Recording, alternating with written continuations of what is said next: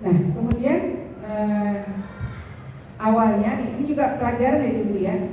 Kenapa setiap wanita itu harus sering memeriksakan diri ketika ada benjolan di payudara. Mohon maaf, sekarang ini di tiap-tiap RW ada pemeriksaan IVA dan mamo ini ya payudara ya secara gratis.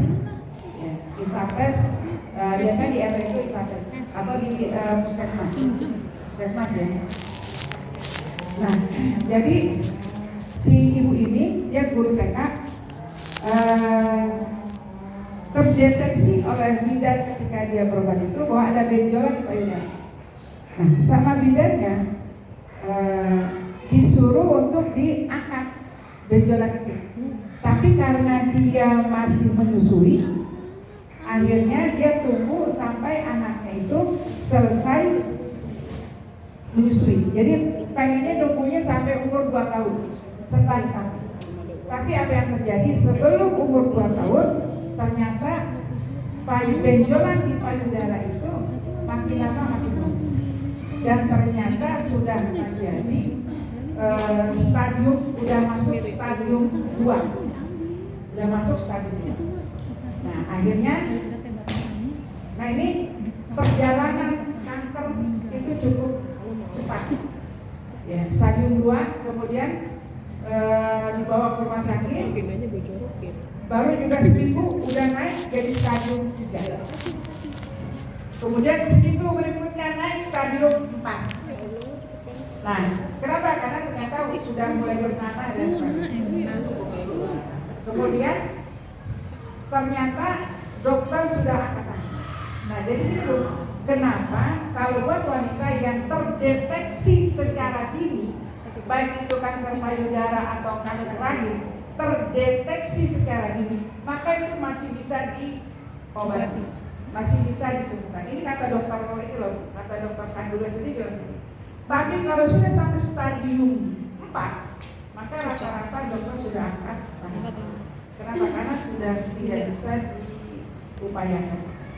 Nah, ceritanya pulang dia.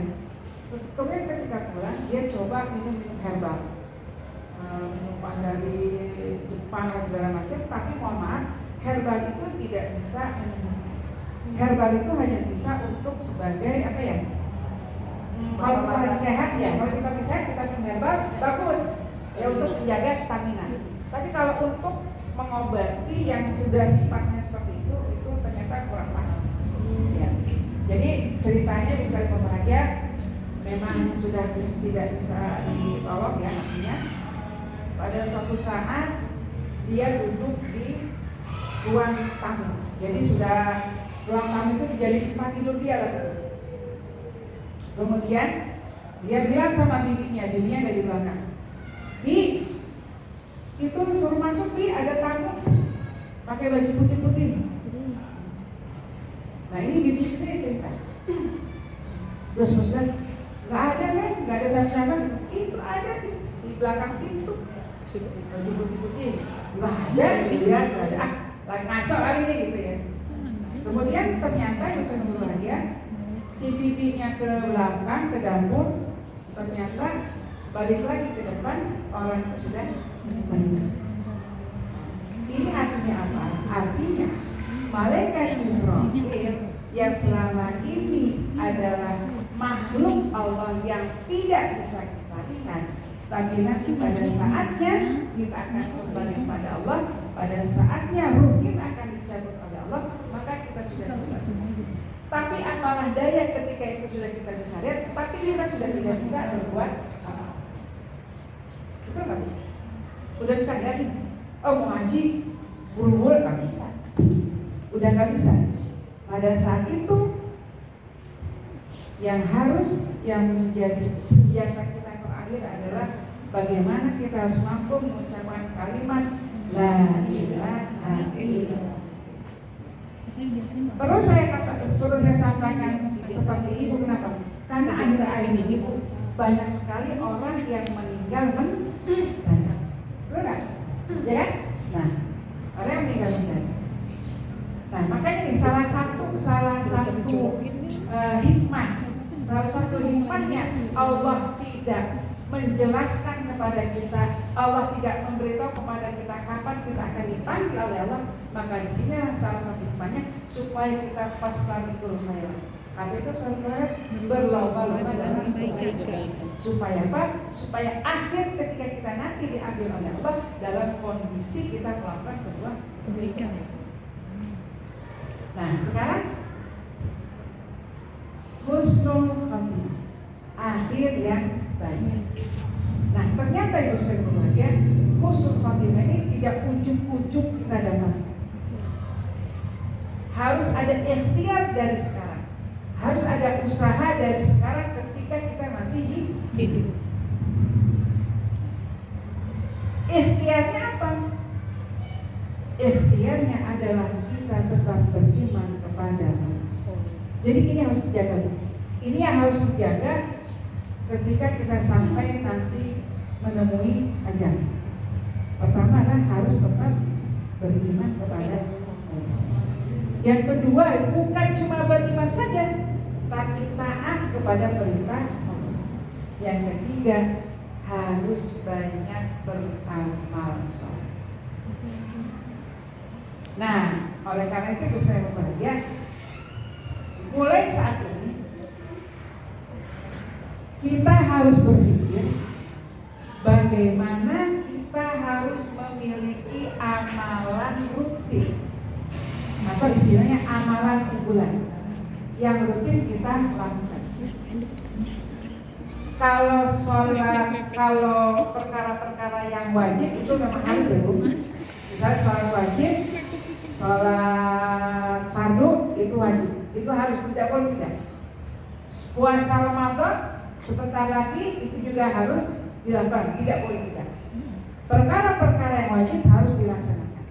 Nah, yang ini saya katakan di sini adalah kita harus punya unggulan adalah perkara-perkara ibadah yang sunnah. Apa misalnya? Sholat tahajud.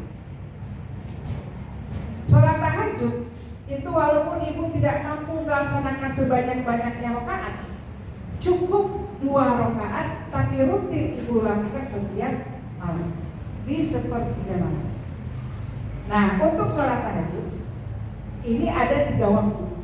Yang waktu pertama adalah waktu pertama ya, itu adalah dari jam setelah sholat isya sampai sekitar jam 11. Itu waktu pertama sepertiga malam. Waktu kedua sepertiga malam itu adalah pada saat jam 11 sampai sekitar jam setengah 3. Itu waktu kedua di sepertiga malam. Waktu terakhir di sepertiga malam yaitu pada jam setengah 3 sampai menjelang subuh. Itu di waktu terakhir di sepertiga malam. Kapan waktu yang terbaik dilakukan sholat tahajud? Waktu yang terbaik dilakukan sholat adalah di terakhir di sepertiga malam, yaitu sekitar jam setengah 3 sampai menjelang subuh. Ya. Kenapa? Karena itu adalah waktu-waktu yang mustajab. Kita minta kepada Allah, dan juga ada waktu-waktu yang sangat baik kita memperbanyak baca istighfar. Kemudian supaya kita sholat subuhnya juga tidak sia-sia. Jadi gini, jangan juga kita punya pikiran begini Bu, saking pengennya sholat tahajud misalnya,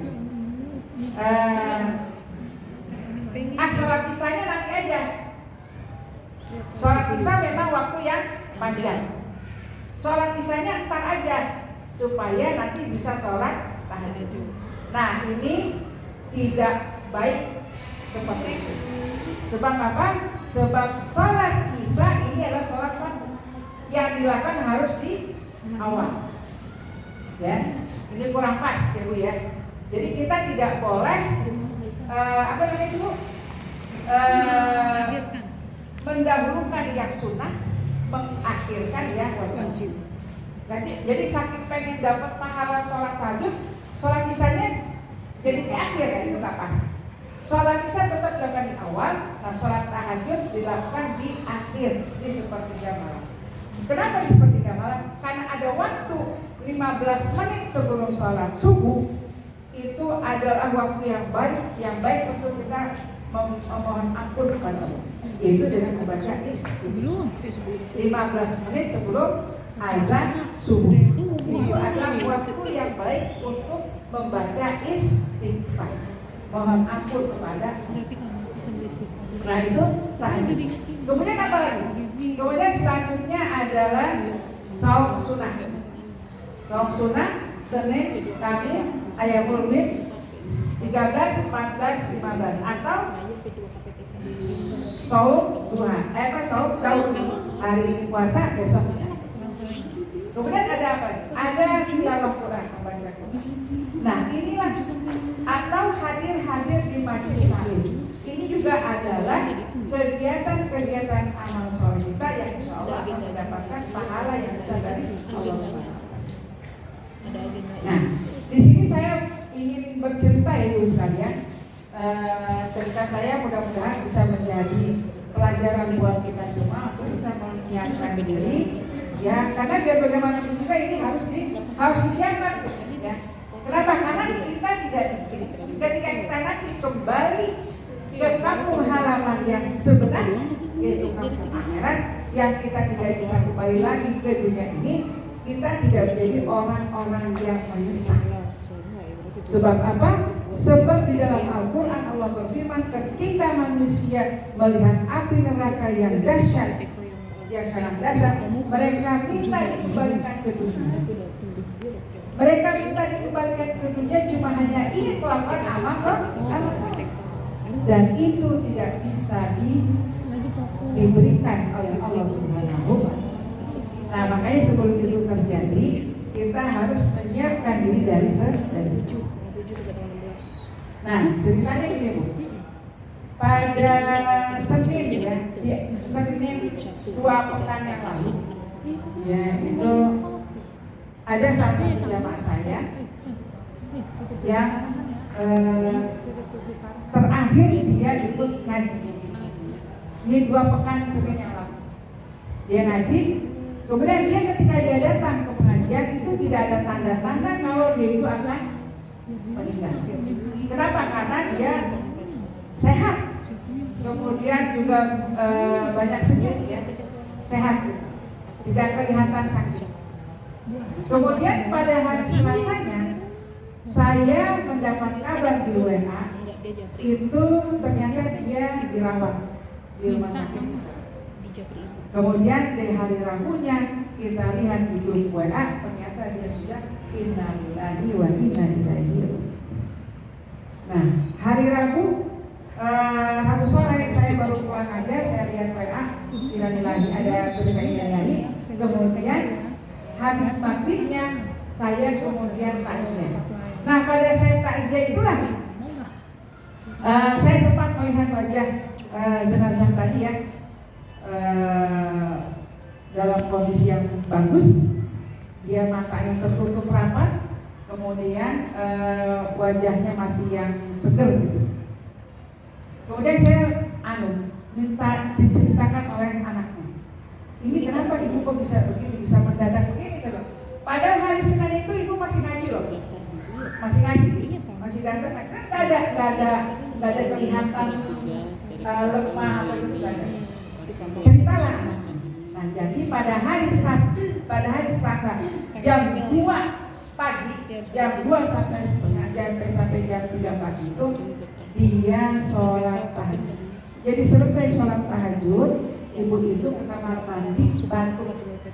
Nah ternyata batuknya itu sampai mengeluarkan darah. Kemudian sekitar jam 3:30 sampai jam 4 dibawa ke rumah sakit sini, RSUD Matraman. Tapi karena tidak ada alat yang memadai, akhirnya dia dirujuk ke rumah sakit Persahabatan. Nah ini pelajaran juga buat ibu. Kalau ibu punya masalah di paru-paru, ya kalau sampai mengeluarkan darah seperti itu, jangan dibawa ke RSUD Matraman. Mohon maaf, bukan berarti saya menyepelekan RSUD Matraman ya, karena memang alatnya belum tidak memadai. Karena apa? Karena ujung-ujungnya akan dirujuk ke Persahabatan. Karena Persahabatan itu kan memang ini ya, untuk paru ya.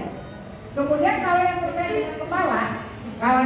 dengan kepala, ini juga ada tetangga saya setelah sholat subuh ternyata dia jatuh, kelengan jatuh, dibawa ke RSUD Matraman. Ternyata oleh RSUD Matraman dirujuk ke rumah sakit Porot.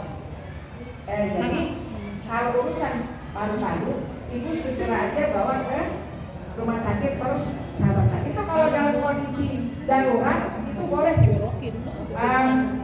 rumah sakit bisa menerima kalau dalam kondisi darurat dibawa ke UGD. Kemudian kalau yang terkait dengan masalah kepala, maka langsung saja bawa ke rumah sakit. Ya. Nah kemudian pada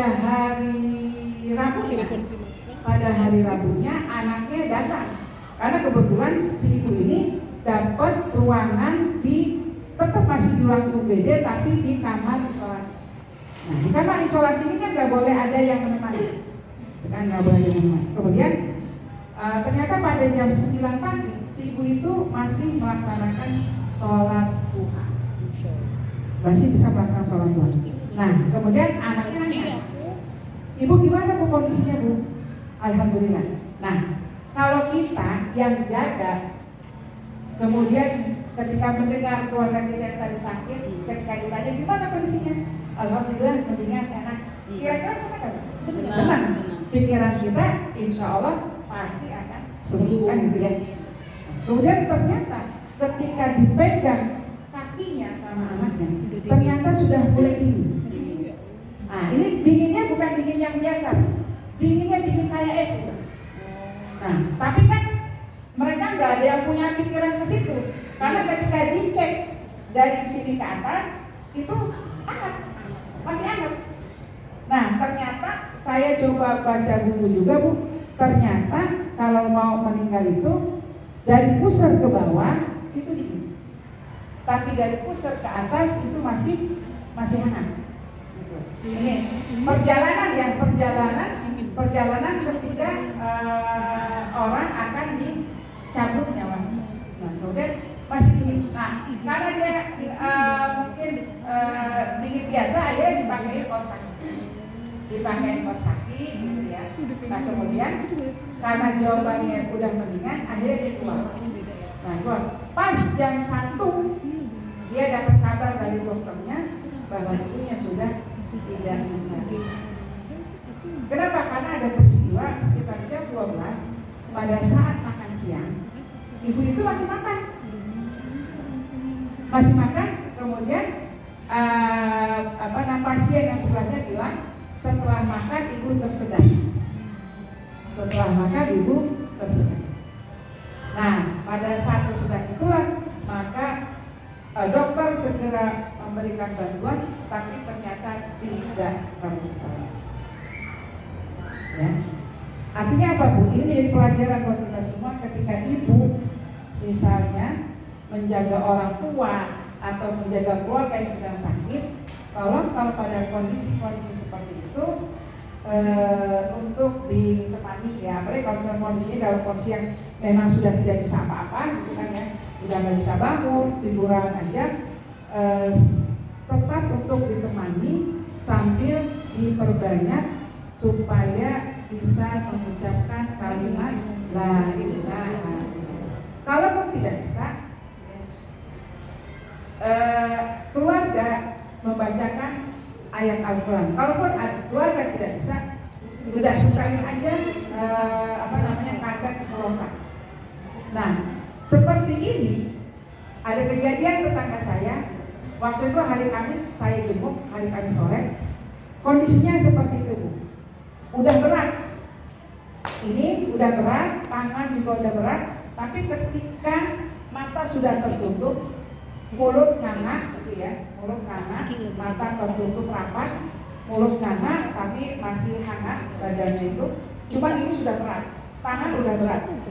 Tapi ketika saya bacakan suratul Fatihah, kita mendoakan dia, terasa ada getaran, seperti dia merespon ada suara.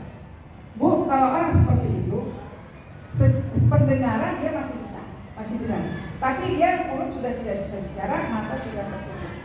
ini juga yang terjadi ketika saya menjenguk orang yang sudah masuk ruang ICU. Ininya pakai apa namanya? Selang, mulutnya juga pakai selang, matanya juga sudah tertutup. Kemudian ketika saya bisikkan ke telinganya, Bu, baca istighfar. Astagfirullahaladzim, astagfirullahaladzim. Ternyata dia meneteskan air. Artinya apa? Artinya ada respon dari pendengar. Dia ingin mengucapkan itu, mungkin dia tidak bisa. Akhirnya yang terjadi adalah dia. Nah, satu, ini juga pelajaran buat kita semua. Kalau orang lagi sudah masuk ICU, mohon maaf jangan ditinggal. Karena ternyata di rumah sakit itu ada upaya dari perawat. Kebetulan saya juga punya jamaah yang dia jadi perawat di rumah sakit Cipok, di rumah sakit Cipok. Kemudian ternyata ruang ICU itu, di ruang ICU itu para perawat yang noni itu palang ya, perawat yang noni, saya bilangnya noni itu. Yang noni itu mereka ternyata berlomba-lomba untuk mendekati pasien yang masuk ruang ICU. Jadi kalau pasien-pasien yang muslim, tolong ditemani oleh keluarganya minimal satu orang. Jangan sampai mereka perawat yang noni ini masuk kemudian membacakan kalimat-kalimat.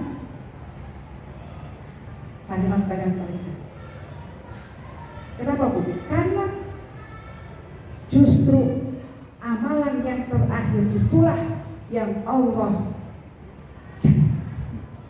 Jadi jangan sampai di akhirnya itu kita mengucapkan kalimat-kalimat yang salah, apalagi terkait dengan masalah akidah. Ya, jadi ini adalah informasi yang bisa jadi pelajaran buat ibu-ibu semua. Kalau ada saudara kita yang masuk ke ruang ICU, tolong ditemani. Kemudian ditemani, perbanyak ya mengucapkan kalimat-kalimat thayyib. Ya. Sebetulnya kalimat yang baik ketika menjelang sakaratul maut itu adalah kalimat la ilaha illallah. Kalimat istighfar itu sebetulnya dibaca ketika kita masih hidup. Ketika kita sudah kondisi seperti itu, menjelang sakaratul maut, udah jangan lagi istighfar yang dibaca. Itu kalimat la ilaha illallah. Kalau yang jamaah itu kan, kalau saya mengucapkan kalimat la ilaha illallah, saya gak enak ya, karena saya kan bukan keluarga ya, takutnya disangka gimana gitu. Jadi saya waktu itu berpikiran istighfar aja gitu ya. Tapi ternyata dengan baca istighfar ternyata ada respon, menetes air. Ya, ibu sekalian berbahagia. Kalau orang tidak terbiasa dengan kalimat la ilaha illallah, maka ketika nanti saat menjelang tidak akan bisa dia mengucapkan itu. Walaupun gampang ya Bu ya, gampang ya, gampang. La ilaha illallah, biarin gak pakai, gak sholat, gak puasa. Yang penting ntar gue pas puasa kantor, gue bisa mengucapkan kalimat la ilaha illallah. Diapalin la ilaha illallah sekarang, bisa gak? Gak bisa. Tidak semudah itu mengucapkan kalimat la ilaha kalau kita tidak terbiasa mengucapkan. Ada Bu, orang yang ketika disuruh sudah sakaratul maut, sudah ini menjelanginya, dipandu untuk mengucapkan kalimat la ilaha illallah, terus dia bilang, dia menggelengkan kepala. Ada beberapa orang yang disuruh mengucapkan kalimat la ilaha illallah, dia menggelengkan kepala, dia tidak bisa mengucapkan. Nah, oleh karena itu ibu sekalian berbahagia, jangan pernah kita meninggalkan sholat. Kenapa? Karena sholat pada saat kita mengacungkan tangan kita, saat kita mengucapkan kalimat tasyahud awal dan akhir, kemudian kita menunjuk, ya, kita mengucapkan kalimat asyhadu an la ilaha illallah wa asyhadu anna muhammadar rasulullah. Nah, itu kalau itu kita tidak ucapkan, maka sepertinya akan sulit pada saat nanti akhirnya kita akan mengucapkan kalimat la ilaha illallah. Kemudian yang kedua, contoh yang kedua, ya, ada zaman saya punya kegiatan mengisi pengajian di malam Jumat di sini Bu, di RW 5. Nah ini kejadiannya sebelum COVID. Nah kebetulan si ibu ini dia mulai mengajinya setelah pensiun. Dia itu adalah karyawan di IKIP bagian perpustakaan UNJ ya, sekarang UNJ, dulu IKIP ya, sekarang UNJ itu di bagian perpustakaan. Nah setelah pensiun dia baru ikut ngaji. Nah biasa Bu ya, orang-orang kalau hari kerja nggak bisa ngaji. Ngajinya kapan? Tunggu Pak. Alhamdulillah udah pensiun masih ngaji.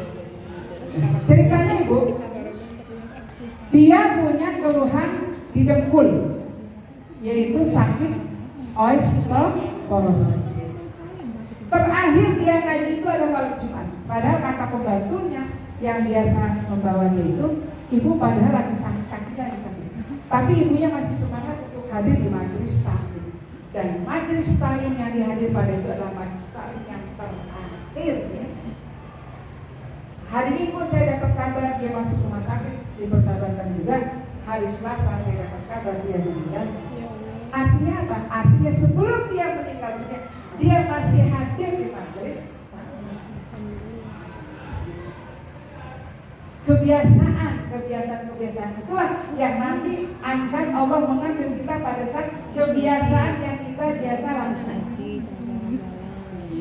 Kemudian ada lagi sama ini. Saya lebih banyak cerita jamaah ya karena memang kebetulan saya nggak mengarang-arang cerita karena memang itu realitasnya seperti itu. Saya ingin kita semua bisa mengambil pelajaran. Nah kemudian ada lagi zaman saya baru tahu kalau setelah dia sakit itu ternyata dia punya penyakit jantung.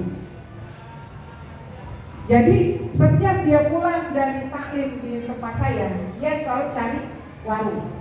Untuk apa? Untuk berhenti, tarik nafas. Kemudian setelah itu pengajian hari Rabu. Hari Jumat saya dapat kabar dia masuk rumah sakit, di rumah sakit Islam. Nah pada hari Kamis berikutnya saya sempatkan untuk menjenguk. Dan pada saat saya mau pulang dari menjenguk, saya coba untuk bersalaman dengan beliau. Ternyata beliau memegang erat tangan saya, seperti orang yang kayak minta tolong, jangan tinggalin saya. Karena memang kebetulan sebelum dia sakit itu, sebelum dia wafat itu, materi-materi pengajian itu memang ternyata tentang masalah kematian. Entah mungkin dia mengingat materi-materi itu ya, seperti misalnya saat-saat menjelang sekarang kontur bagaimana kondisinya gitu kan. Nah dia memegang erat tangan saya, seolah-olah dia tuh kayak minta tolong. Nah kemudian ternyata ya saya kasih tahu banyak aja zikir, saya bilang jangan lupa banyak mengucapkan kalimat-kalimat thayyibah, la ilaha illallah, zikir yang lain juga boleh silakan, tapi yang terpenting adalah la ilaha illallah. Karena kalau saya lihat di porsi juga ini selang, ya ibu selang, ini juga selang, jadi makan dulu udah gak masalah. Nah salah satu tanda orang itu akan wafat kalau dia sudah tidak basuh makanan. Jadi kalau misalnya ibu merawat ibu nih, misalnya ibu di rumah ada yang sakit, kalau kondisi dia itu dalam kondisi yang dia sudah tiduran, tidak bisa, udah bisa banyak bergerak, kemudian ketika dikasih makan dia nolak, gak mau, dikasih minum juga tidak mau, misalnya kondisi mata juga sudah tertutup dan sebagainya, ataupun kalau masih bisa lihat juga tidak respon. Nah kalau kondisi sudah seperti itu, jangan ditinggal, temani terus, perbanyak kalimat-kalimat thayyibah, kemudian diperdengarkan Al-Quran. Ya, nah itu. Jadi itu sekalian berbahagia. Kondisi seperti itu ini akan lebih mendekatkan si yang sakit tadi ingat kepada Allah kepada Allah. Tapi Bu, ini ada yang namanya penyakit tua. Penyakit tua itu memang tidak ada obatnya. Kalau ada orang tua, ya, orang tua nih, kebetulan saya punya adik ipar, mertuanya kondisinya seperti itu. Usia sudah 86 tahun. Kondisinya sudah tiduran aja. Ketika dibawa ke rumah sakit, kata dokter, ngapain dibawa ke rumah sakit? Ngapain dirawat? Ibu nggak apa-apa, pulang aja. Ternyata kondisi badannya itu tidak apa-apa, tapi memang dia sudah tua. Dan tua itu tidak ada obatnya. Kenapa? Karena Bu, nah ini bedanya ya sama yang tadi ya. Kalau ini walaupun kondisinya sudah tiduran, tapi mata masih bisa melihat, tapi ketika disuapi dia masih mau makan. Cuman makanannya itu serba blender. Jadi nasi, sayuran, ikan di blender. Jadi kayak bayi lagi. Ya, ini betul ya. Berarti Allah berfirman dalam surah Yasin itu dikatakan bahwa manusia itu nanti akan kembali seperti bayi lagi. Dan ini terjadi betul. Jadi dia tuh disuapin aja tuh. Dan alhamdulillah semangkok habis itu. Nah kalau seperti ini adalah orang penyakit tua yang memang tidak ada obatnya. Tinggal bagaimana keluarga itu bisa merawatnya. Gitu. Nah dia bisa bertahan karena itu tadi, karena masih ada makanan yang masuk, sehingga dia masih bisa. Usia sudah 86 tahun dan kondisi tiduran seperti itu sudah 5 tahun. Artinya apa? Artinya ini bisa jadi ujian bagi yang sakit, ujian juga bagi yang merawat yang hidup. Anaknya terutama kan. Nah saya katakan tadi, kalau sudah sakit yang berlarut-larut misalnya, enggak subuh-subuh juga, kalau ibu sabar ikhlas menerima itu, maka sebetulnya itu adalah saat Allah akan mengampuni dosa kita. Jadi jangan minta cepat-cepat diambil. Ya, karena itu apa? Saatnya Allah akan mengampuni dosa kita. Gitu, kalau kita sabar dan ikhlas. Sama halnya dengan anak-anak atau saudara yang merawatnya, itu jadi ladang pahala. Makanya saya katakan ya, kalau di rumah kita ada ibu atau ada orang tua, apalagi ibu ya, itu ada kesempatan kita untuk mendapatkan pahala. Pintu surga masih terbuka. Tapi ketika ibu sudah tidak ada, orang tua sudah tidak ada, maka pintu surga sudah terbuka. Maksudnya apa? Maksudnya pintu surga dari merawat orang tua. Nah itu sudah tidak ada. Bagi kita untuk mendapatkan pahala dari orang tua.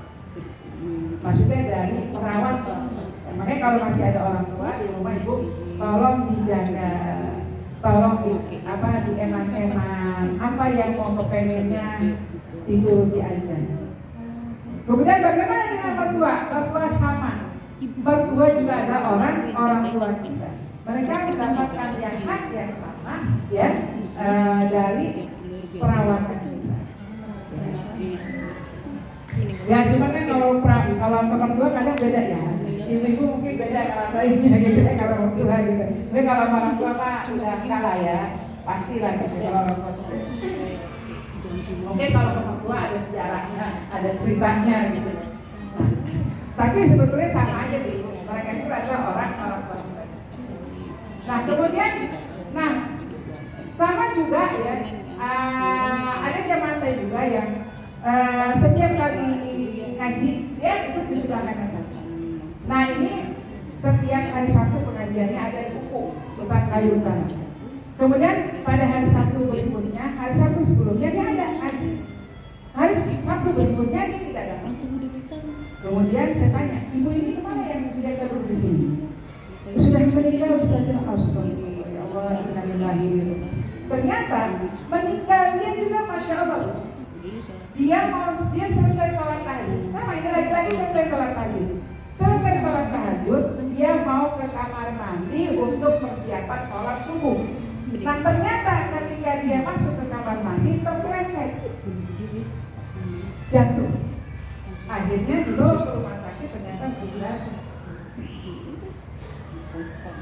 Nah, ibu sekalian yang berbahagia, kemarin lagi ada ibu lihat nggak viral di sini seorang imam subuh meninggal ya, lagi imamnya sholat subuh ya, saat sujud ya, meninggal. Nah ternyata itu adalah saudara dari besan saya yang tinggal di Kalimantan. Dan dia memang punya kebiasaan memang menjadi imam sholat subuh. Ibu pernah dengar ada seorang wali kota Bandung yang meninggal pada saat dia menjadi khotib? Pernah ya? Nah, dari CCTV yang ada di masjid itu, ternyata ustadz itu sebelum dia jadi khotib sehat. Turun dari mobil, dia masuk ke lobi masjid. Di situ dia ngobrol sama pengurus. Selesai di lobi, dia keluar, kemudian masuk ke masjid, kemudian dia sholat tahiyatul masjid 2 rakaat.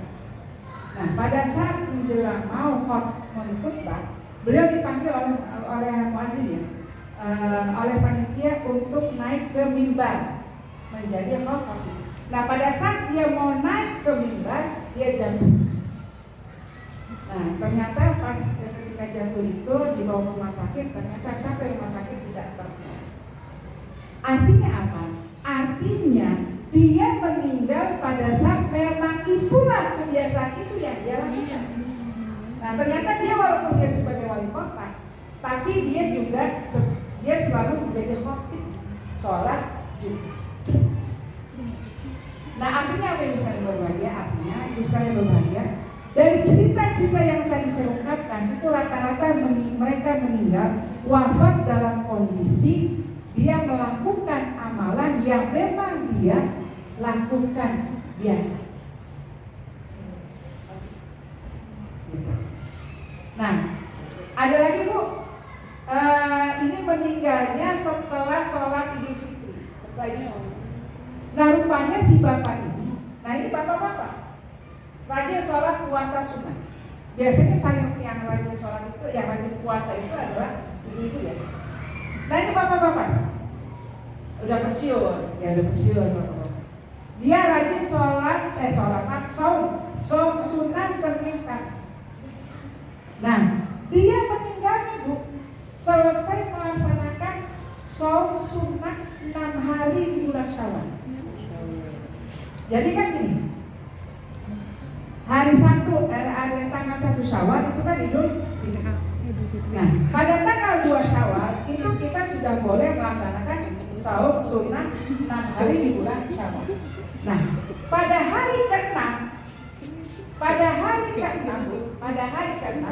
setelah maghrib, pada hari ke-6 dia melaksanakan saum sunnah di bulan Syawal. Setelah maghrib, selesai buka, dia ke kamar mandi, maksudnya mau persiapan sholat maghrib, mau wudhu gitu. Ternyata dia masuk ke kamar mandi, ternyata terpleset, jatuh, bawa ke rumah sakit, ternyata enak kan? Enak banget tuh ya. Habis saum sunnah 6 hari di bulan Syawal, udah selesai 6 harinya itu, ya ternyata dipanggil oleh Allah Subhanahu wa Ta'ala. Nah, sekarang kalau untuk saum sunnah 6 hari di bulan Syawal, ibu puasanya nggak mesti berturut-turut. Ibu boleh puasa di bulan Syawal, yang penting 6 hari. Yang penting 6 hari. Nggak mesti berturut-turut dari tanggal 2 sampai tanggal 8 gitu, nggak mesti. Yang penting dalam 1 bulan ibu melaksanakan saum sunnah Syawal tadi sebanyak 6 kali. Ya, nah ibu sekalian berbahagia, ternyata husnul khotimah itu harus kita persiapkan dari sekarang. Ibu-ibu sudah mulai berpikir kira-kira amalan apa yang harus saya lakukan dan dibiasakan. Mau tahajud, sholat tahajud, mau sholat duha, mau sholat rawatib, mau saum sunnah, mau baca Quran, silahkan. Karena nanti itulah yang akhirnya akan Allah ambil pada saat kondisi terakhir kita melaksanakan. Ada bu orang lagi baca Quran tiba-tiba dipanggil oleh Allah, ada. Qurannya masih terbuka. Ada orang yang setelah di majelis seperti ini, setelah dia ngaji, gitu ya, setelah dia ngaji, ya kemudian dia nyender di sini, ya setelah dia ngaji dia nyender di mana di tembok, seperti orang tidur ya, disangka teman-temannya tidur, tapi ternyata begitu semua teman-temannya mau pulang dibangunin, ternyata sudah tidak. Insya Allah, ya. Jadi kenapa kita harus senantiasa berbuat baik, tadi Bu ya, harus senantiasa berbuat baik, karena kita tidak tahu di akhirnya itu kita seperti apa. Makanya kita diusahakan jangan sampai melakukan kemungkinan kejahatan. Kenapa? Karena kita tidak tahu di akhirnya itu nanti seperti apa. Nah, makanya kalau kita mau seperti tadi, perbanyaklah amal kebaikan. Ya. Kemudian hadir di majelis taklim seperti ini juga adalah merupakan kebaikan yang luar biasa banget. Pernah seorang sahabat dia jalan, kemudian ada Rasulullah sedang mengisi kajian, kemudian dia berhenti. Kenapa dia berhenti? Karena dia tidak ingin melewatkan kalau ada taklim, dia tinggalkan begitu saja. Kenapa? Karena ada hadis yang mengatakan barang siapa yang hadir di majelis taklim, di majelis ilmu, maka akan dimudahkan baginya masuk ke dalam surga. Nah makanya tadi cerita saya tadi rata-rata jamaah saya itu meninggal pada saat terakhirnya, di akhirnya dia masih hadir di majelis. Mudah-mudahan insya Allah karena itu adalah merupakan janji ya, janji Rasulullah yang kalau kita hadir di majelis itu akan memberikan kemudahan bagi kita untuk masuk ke dalam surga. Insya Allah. Ibu sekalian berbahagia, hidup ini adalah pilihan. Di akhirat pun tempatnya ada dua, dan itu juga pilihan, surga dan neraka. Oleh karena itu Allah juga berfirman, barang siapa yang ingin kafir, kafirlah. Barang siapa yang ingin bermukmin, mukminlah. Artinya apa? Artinya Allah memberikan kebebasan bagi kita untuk memilih. Untuk memilih apakah kebaikan, apakah keburukan yang akan kita pilih. Sebab apa? Sebab pada dasarnya di dalam jiwa kita Allah menciptakan fa'alhamaha fujuraha wa taqwaha. Dalam jiwa kita Allah menciptakan jalan ketakwaan dan jalan keburukan. Dosa maksudnya. Fujur itu artinya dosa. Jadi kita ini apa namanya? Pilihan. Ya, oleh karena itu ibu sekalian berbahagia, silakan, kita sudah dewasa, bahkan umur kita juga sudah ada mencapai 40. Udah 40 belum? Lebih? Hah? Lebih ya? Di sini rata-rata 40 atau di bawah 40? 19 tahun. 19 tahun. Ya, gini Bu, benar. Sebab apa? Sebab usia 40 itu adalah usia yang sudah mentok. Artinya gini, kesuksesan seorang itu akan dimulai pada saat usia 40 tahun. Nanti setelah 40 tahun, baik buruknya itu akan kelihatan. Ya, makanya kalau udah 40 tahun, mulai berpikirlah. Kenapa? Karena kalau sudah 40 tahun, mulai ada penurunan. Gitu kan? Kan gak semuanya orang ada di puncak. Betul gak Bu? Kan lama-lama akan turun. Naiklah bertambah usia, lama-lama kenikmatan akan berkurang. Kan gitu. Ya, yang tadinya kuat jadi lemah. Kan gitu. Yang tadinya cantik mulai Ribu. Gitu. Nah, Ibu ini enggak apa? Titik puspa itu berapa nih kalau usia sekarang? Titik puspa 50. berapa? Titik puspa. Ya, tipus saya itu usia sudah 80 tahun. Tapi coba lihat, wajahnya memang masih cantik ya. Wajahnya memang masih masih glowing gitu, masih bagus. Tapi coba lihat tangannya, lihat lehernya, sudah mulai. Artinya nggak ada yang bisa dibohongi. Semua akan berakhir pada waktu. Ya.